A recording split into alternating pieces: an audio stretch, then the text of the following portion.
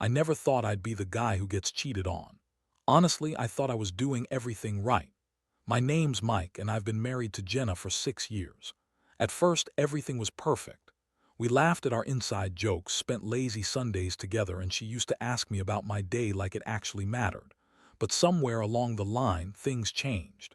It started slowly. She'd forget to ask about my day, her responses became shorter, and the warmth we used to share seemed to evaporate. I remember the first time I noticed it. I was sitting at the dinner table, excited to tell her about a promotion I'd been working towards. I started my story, and she looked up from her phone, barely registering my words. It was a strange moment of disconnection, the kind of moment where you realize you're talking to someone who's physically there but mentally miles away. "That's nice, hun," she said absent-mindedly, scrolling through some social media feed. I brushed it off then, maybe she was just tired. But as the months dragged on, I felt more like a roommate than a husband. The affectionate texts during the day dwindled to sporadic emojis. I tried to lighten the mood, planned surprise date nights, and made an effort to rekindle the romance, but she always seemed preoccupied with something else. In my gut, I knew there was something off, but I couldn't quite put my finger on it. Then one evening, as I was working late, I got a text from a number I didn't recognize. It was a photo of Jenna, clearly taken that same day at a cafe, laughing with a guy I had never seen before. My heart sank. I'd seen that smile too many times to ignore it. I felt a wave of nausea wash over me.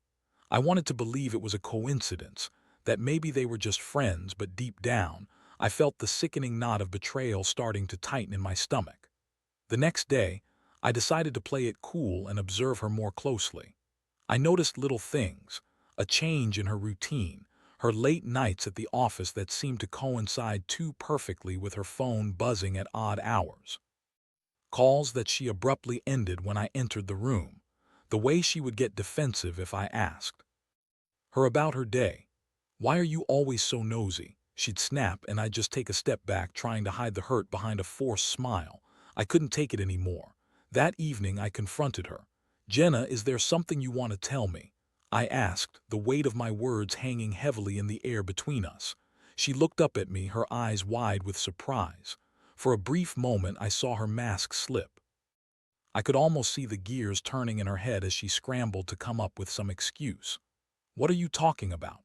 she replied, her voice laced with feigned ignorance. I pushed further, telling her about the text and the photo. Her reaction was immediate, defensiveness mixed with irritation. "That guy, he's just some coworker. You know how it is, right? Just work stuff." But I could see right through her words. The way she averted her gaze, the nervousness in her voice, it was all a dead giveaway. I pressed on, wanting the truth. "Jenna, I deserve honesty. Just tell me if there's something going on." And that's when it happened. The moment. Everything changed. She snapped. "You're being ridiculous, Mike. This is just typical you, always paranoid, always looking for drama." She slammed her glass down on the table, and I felt my heart shatter a little more with each accusation. I didn't know what to say. I felt anger swelling within me, mixed with heartbreak. The woman I loved was standing before me, but she felt like a stranger. The conversation spiraled from there, with her throwing out half-hearted lies and me desperately trying to grasp the truth. I was left standing there, fumbling for answers while she twisted the knife deeper with every denial.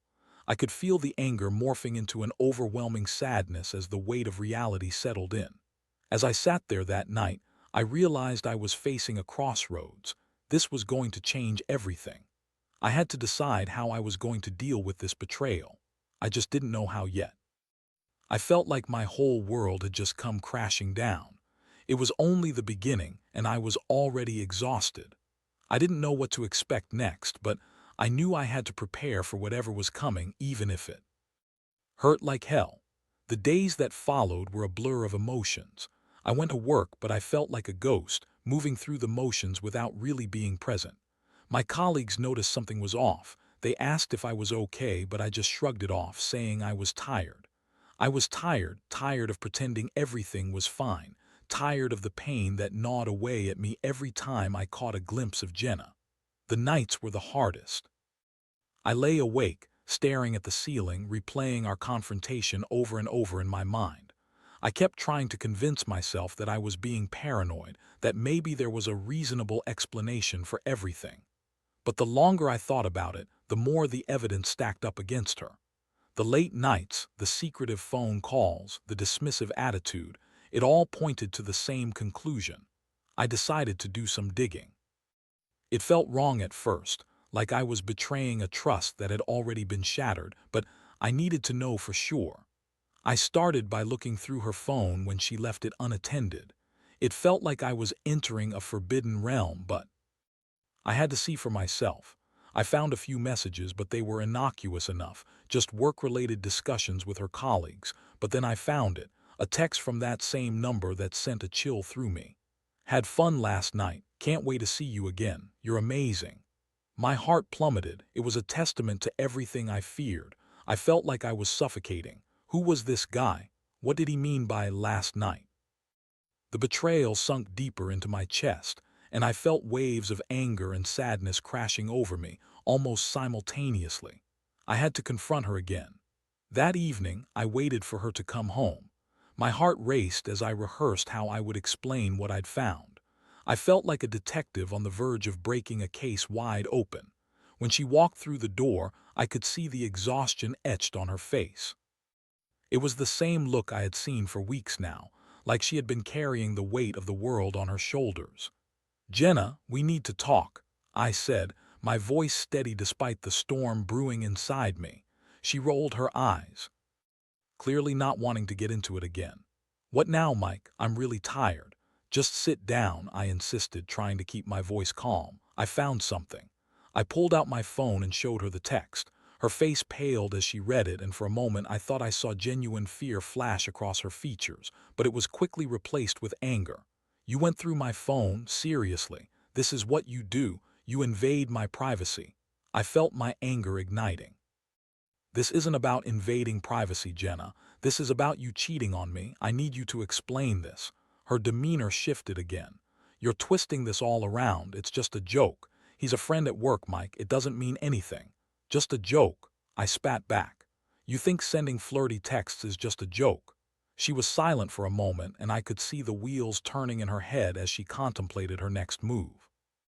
"Okay, maybe I was a little flirtatious, but you have no idea what it's like to be stuck in this marriage. You're always so absorbed in your work. I just wanted to feel wanted again." Her words hit me like a punch to the gut. It was true. I had been so focused on my career, trying to provide for us, that I hadn't realized how disconnected we had become. But there was no justification for what she had done. "So you thought cheating was the answer? You couldn't just talk to me?" "I didn't think it would actually go this far," she cried, her voice rising in pitch. I took a deep breath, trying to rein in my emotions. "So, who is he?" I asked, my voice low, laced with the bitterness of betrayal. "Just some guy from work. It didn't mean anything, Mike, I swear. I was just trying to feel something again." The more she spoke, the more disgusted I felt. I didn't recognize this version of her. The woman I married wouldn't have done this. "It's not just about sex, Jenna. This is about trust. You've broken that, and I don't know if I can ever get it back." Her defenses crumbled. I'm sorry. It was a mistake." She pleaded, her eyes pleading for forgiveness. I shook my head, feeling the walls closing in around me. "I don't think I can just forgive you and forget. Trust isn't something you can just rebuild overnight." As the argument continued, I felt my heart hardening. This wasn't just a moment of passion for her, it was a sign of deeper issues. I was left grappling with my own emotions, a whirlwind of hurt, anger, and confusion. I needed time to process everything, to figure out what I wanted for my future. We fell into a tense silence, the air thick with unspoken words. I knew I had to make a choice, and I had to make it soon.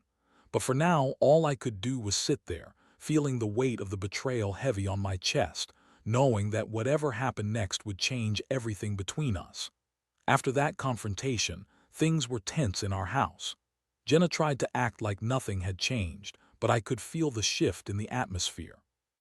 Every time she walked past me, she wore this anxious smile, like she was waiting for me to forgive her and pretend this never happened.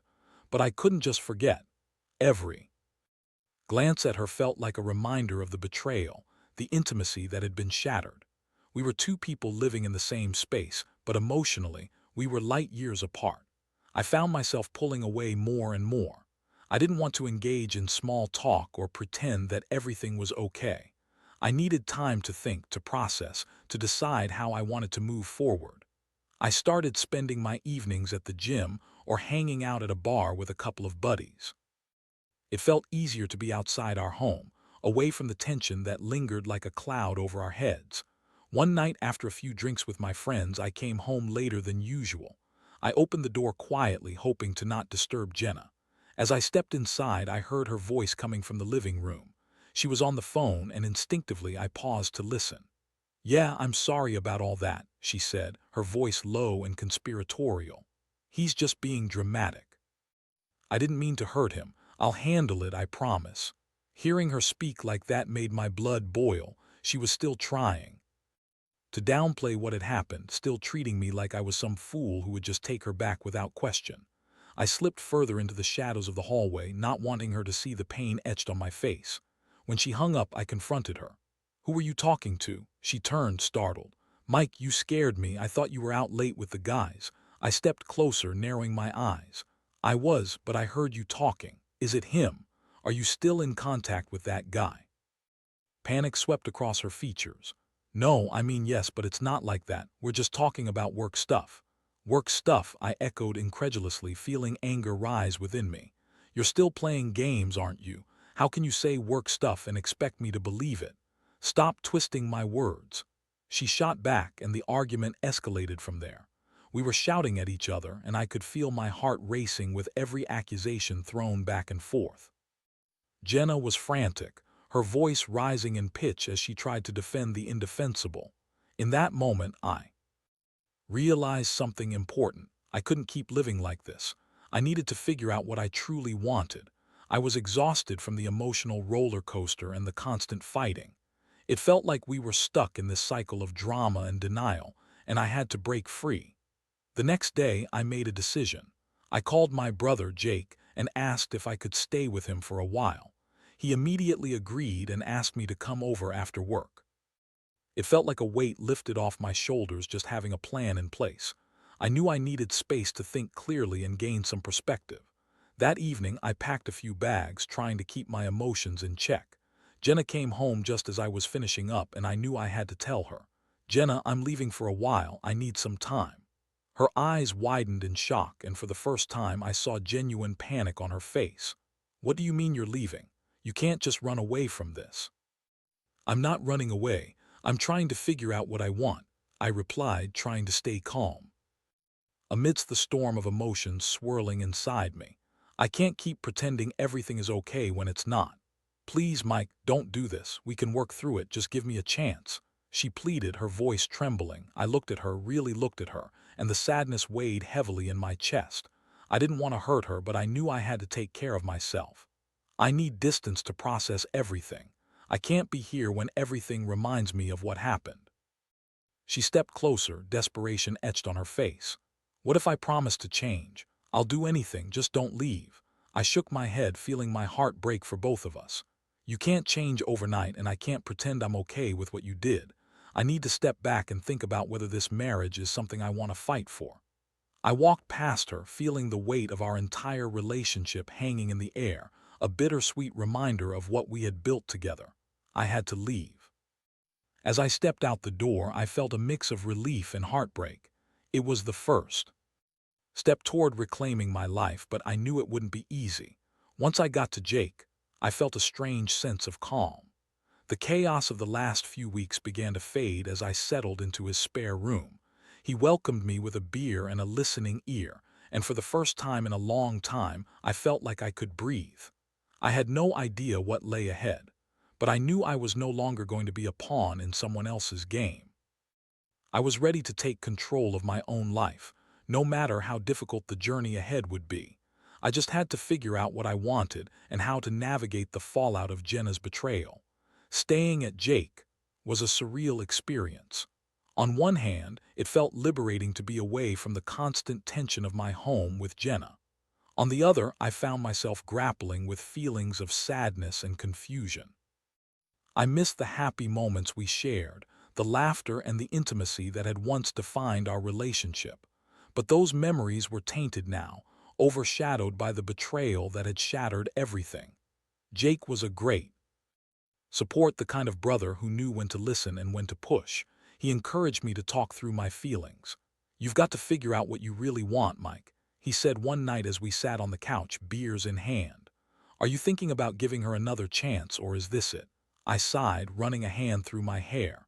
"I don't know, man. Part of me still loves her, but then I think about what she did. It's hard to reconcile those two feelings."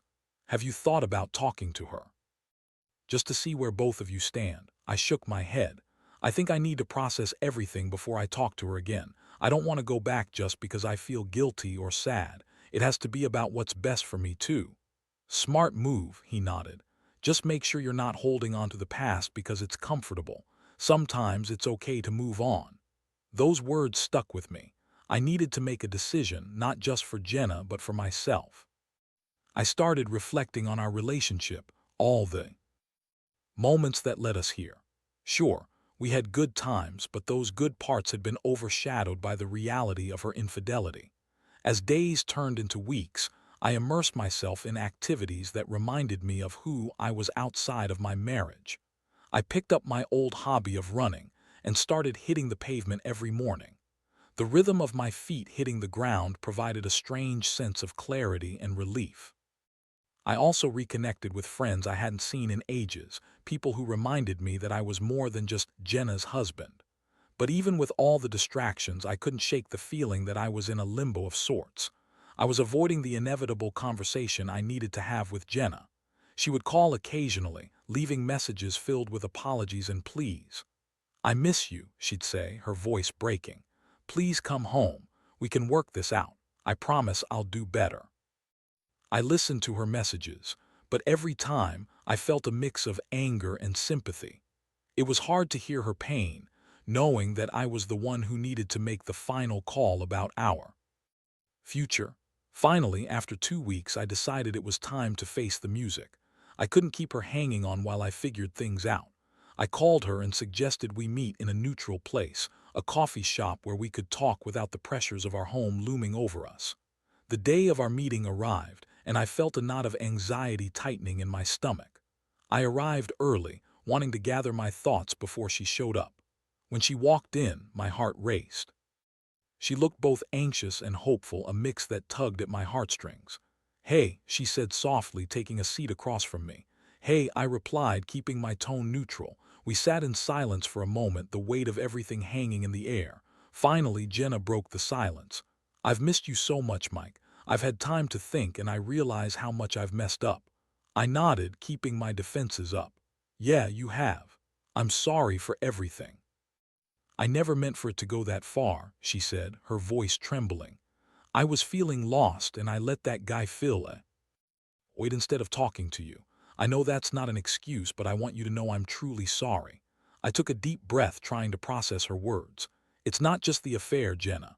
It's the lies and the fact that you didn't trust me enough to come to me when you felt unhappy. I thought we were a team." "I know, and I regret that more than anything," she replied, tears welling in her eyes. "I was so caught up in my own fears and insecurities that I pushed you away. I want to fight for us, Mike. I love you." Her words struck a chord, stirring feelings I had buried deep within me. But love isn't just about feelings, it's about trust, and that trust felt irreparably broken. "I don't know if love is enough right now," I admitted carefully. She looked crushed, and I felt a pang of guilt. I never wanted to hurt her, but I had to be honest. "I need to figure out if I can trust you again. But I also need to think about what I want moving forward. I can't just jump back and because it's what we used to have." Jenna nodded, tears streaming down her cheeks. "I'll do anything to earn your trust back. I'll go to therapy, we can start fresh, whatever it takes." The desperation in her voice tugged at my heart, but I had to remain grounded. "I appreciate that, but it won't be easy. Trust takes time, and I'm not sure I'm ready to dive back into this yet." Her eyes fell, and for a moment I could see the weight of my words sinking in. "I understand," she said quietly. "I just want you to know I'm committed to making things right." We spent the next hour talking about our feelings, our past, and the future we had envisioned together. But even in the midst of our conversation, I couldn't shake the feeling that things would never be the same. The betrayal had left a mark on our relationship that might never fade. As we parted ways, I felt a mix of sadness and relief. I knew I had to take time for myself, to figure out what I truly wanted. There were no easy answers, but at least I was starting to carve a clearer path for my future. The journey ahead would be difficult, but I was ready to face it, whether that meant rebuilding my old life with Jenna or finding a new one without her. As the weeks passed after that meeting with Jenna, I found myself in a strange limbo. On one hand, I was grateful for the openness we'd shared. It felt like we had peeled back layers of hurt and resentment. On the other hand, I still felt deep-seated anger and betrayal simmering just beneath the surface. I couldn't shake the feeling that our relationship had been irrevocably altered, and I was left questioning whether love alone could heal the wounds she had inflicted. I continued to stay at Jake's, using the space to think and reflect. I focused on myself, running, working out, and spending time with friends. It was refreshing to reclaim parts of my identity that had taken a backseat during my marriage, but the evenings were still tough. At night, I'd find myself staring at the ceiling, replaying old memories and grappling with what had transpired. One evening, I decided to visit a local bar where I used to go with my friends. I wasn't looking to get into anything serious, just some casual conversation and maybe a drink to ease my mind. As I entered, the familiar sounds of laughter and music washed over me, and I felt a sense of nostalgia. I spotted a couple of friends at the bar and joined them. We laughed and shared stories, and for a moment I felt a sense of normalcy. But as the night wore on, I started to feel the weight of Jenna's betrayal creeping back in. I excused myself to the restroom, but as I walked through the bar, I noticed a couple at a booth in the corner. The woman looked strikingly familiar. My heart dropped as I realized it was Jenna, sitting across from the same guy from the texts, the one she'd insisted was just a coworker. They were laughing, leaning in close to each other, sharing a private moment that felt intimate and wrong. I froze, feeling my heart race as hurt and anger boiled within me. I couldn't believe it. After everything we had been through, she was out with him. My mind raced as I processed what I was seeing. I felt like I was in a bad dream, caught in a moment that felt unreal. I wanted to confront her, to drag her out of there and demand answers, but part of me knew that the confrontation wouldn't lead to any clarity. Instead, I backed away slowly and left the bar, feeling like I had been punched in the gut. I walked home, my mind spinning. How could she go back to him? Had she been lying all along, playing me for a fool while pretending to work on our marriage? The betrayal felt fresh and raw, tearing open wounds I had thought were beginning to heal. Once I got back to Jake's, I couldn't contain my anger anymore. I paced the living room, my heart racing. Jake could see I was on edge. "What's wrong, man?" he asked, concern etched on his face. "I just saw Jenna," I said, my voice shaking. "She was at a bar and she was with that guy, the one she said was just a coworker." Jake frowned, shaking his head. "Are you serious, after everything that's happened?" "Yeah. I can't believe she would do this to me again. I thought we were trying to work things out. I thought she was serious about rebuilding our trust." "That's messed up, dude," he replied. "You deserve better than that." I felt the anger boil over, spilling out in a heated rant. "It's like she has no respect for me. How can she be so selfish? I'm trying to figure out what I want and she's out there acting like nothing ever happened." Jake listened patiently, and after I calmed down a bit, he said, "You know what you need to do. You have to confront her again. You can't let this slide." He was right. I couldn't let her get away with this. It was time for me to take control of the situation. I picked up my phone and dialed Jenna's number, my heart pounding as it rang. "Mike," she answered, and I could hear the surprise in her voice. "I saw you tonight," I said, my voice steady despite the emotions swirling inside me. "You were with him. How could you do this after everything we talked about?" Silence hung between us for a moment, and I could almost hear her frantically searching for the right words. I didn't think you'd find out. It's not what you think. Not what I think," I interrupted, feeling the anger rise again. "You were out with him, Jenna. After everything that's happened, you're still playing games. I thought we agreed to work on our issues." "I was just trying to figure things out, Mike," she pleaded, her voice wavering. "I didn't mean for you to see. I thought we were on a break and I was confused." "Confused? You're confused," I shot back. You're out with the guy you cheated on me with, and you expect me to believe this is just confusion. It's disrespectful. I'm sorry I messed up, but I didn't want to hurt you again. That's exactly what you're doing, I said, my voice cold. You're making it impossible for us to move forward. I don't know if I can keep doing this. Please, please don't give up on me. Her voice was desperate, pleading. I paused, feeling the weight of her words crash over me. I don't know, Jenna. I honestly don't. I need some time to think. This is too much. Mike, don't do this. We can make it work, I promise. But I was done with promises. The trust had been broken too many times, and it was clear she wasn't ready to take the necessary steps to rebuild it.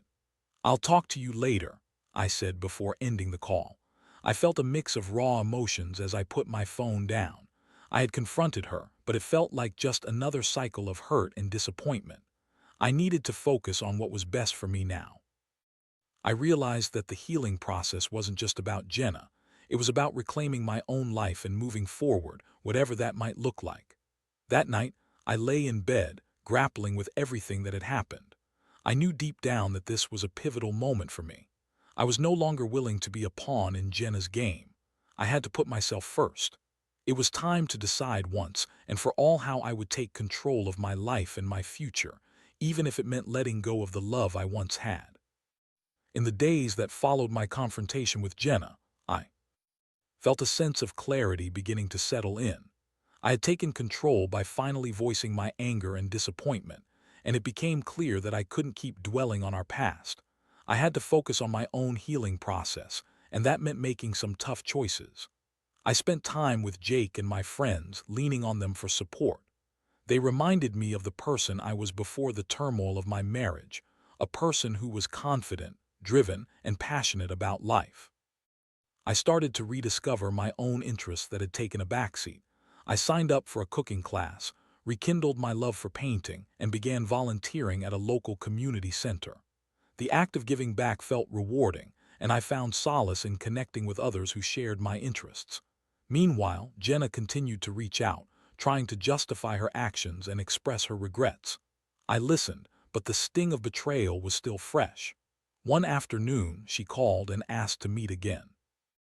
I hesitated, but I knew I had to confront this once and for all and put my feelings into words. We met at a park, a place that had once been special to us. The atmosphere was surreal as we sat on a bench under the same tree where we used to share laughter and dreams for the future. But now everything felt different, tainted by the betrayal that lingered like a shadow. Mike, she started, her voice trembling slightly. I know I've hurt you and I can't take that back. I made terrible choices and I'm so sorry. I met her gaze, feeling the weight of my emotions. Jenna, I appreciate you saying that, but I need to be honest too. What I saw at the bar shattered any hope I had left. You were supposed to be committed to working on us, yet you chose to go back to him. It tells me everything I need to know. Her eyes filled with tears. I know I messed up, but I was scared and confused. I thought I could figure things out without hurting you more. I never meant for it to go this far. But it did, I replied firmly. You broke my trust, and now I feel like I'm just a backup plan for you. I deserve better than that, Jenna. I keep putting myself through this cycle of hope and heartbreak. She reached out to touch my hand, but I pulled away. I need space, and I need to prioritize myself right now. I can't keep waiting for you to decide what you want. I understand, she said, her voice small. I'll respect that. Just know that I care about you, and I want you to be happy, even if it's not with me. In that moment, I realized that letting go of the relationship didn't mean I had to let go of the love I once felt. It meant accepting that we had both changed, and sometimes love wasn't enough to keep two people together. As we parted ways, I felt a mix of sadness and relief. I was ready to take the next step toward healing. I knew it wouldn't be easy, but the journey ahead was mine to navigate. I was no longer going to be defined by someone else's actions or choices. Over time, I began to see the world through a new lens. I found joy in the little things again, whether it was cooking a meal I loved, immersing myself in a new book, or forging new friendships. The sadness I once felt began to transform into a sense of freedom. Looking back at my marriage, I realized it had taught me valuable lessons about trust, communication, and self-worth. I had learned the importance of setting boundaries and standing up for myself. It had been a painful journey, but it was one that led me to rediscover my own strength. In the months that followed, I focused on building a new life for myself. I even started dating again, taking things slow and being more mindful of what I wanted in a partner. I was ready to embrace the future with open arms, knowing it was filled with endless possibilities. I wished Jenna well from a distance, hoping she would find her path too. But I understood that my journey was just beginning. I was on my own now, and for the first time I felt hopeful about what lay ahead. I had taken the hard road to reclaiming my life, and I was finally ready to embrace whatever came next.